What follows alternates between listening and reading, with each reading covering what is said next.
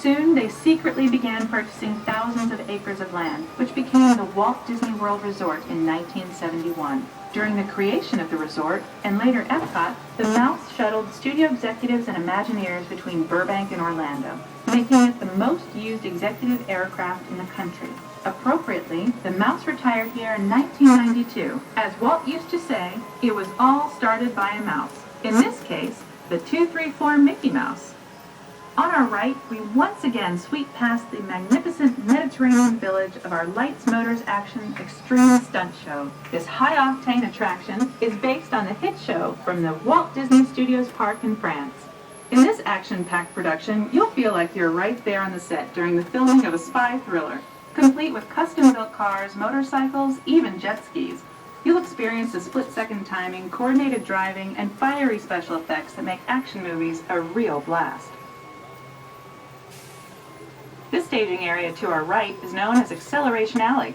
Here, the custom-built stunt show vehicles rev their engines up to 70 miles per hour before making their high-speed entrances onto the stage for our Lights, Motors, Action Extreme Stunt Show. Of course, these are professional stunt drivers. We hope you'll enjoy their daring driving skills, but please, don't try them yourself.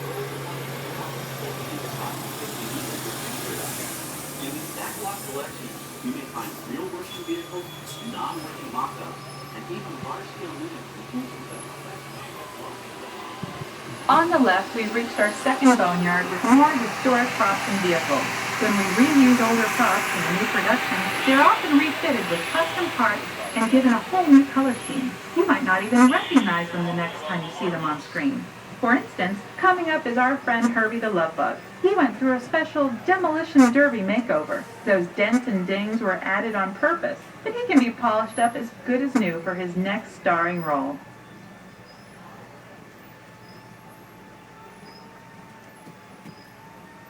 On our right, we now have a very different view of the fishing village set. From this point of view, you can see that there is no inside to the buildings. They are just false fronts, or facades. In the movie business, set builders only create what the camera has to see. It's an old movie trick dating all the way back to the silent era. To add to the sense of realism and avoid the cost of set building, many of today's television shows and movies film on location in cities and towns across the U.S. But out in the real world, you've got to contend with noise, traffic, and crowds, and various visual elements that may or may not belong in your film. Here on the backlot, we can avoid those problems because we created our very own flexible urban environment. Our street